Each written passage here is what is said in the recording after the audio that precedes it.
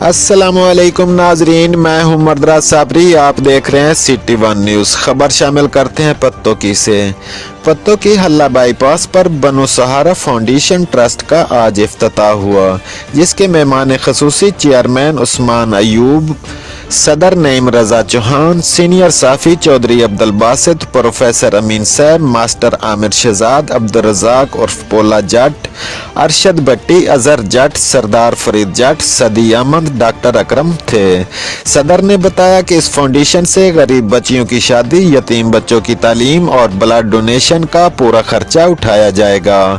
اخلاقی طور پر بھی لوگوں کی مدد کی جائے گی اور کہا کہ زیادہ سے زیادہ لوگ اس فاؤنڈیشن میں شامل ہو کر غریب لوگوں کی مدد کریں۔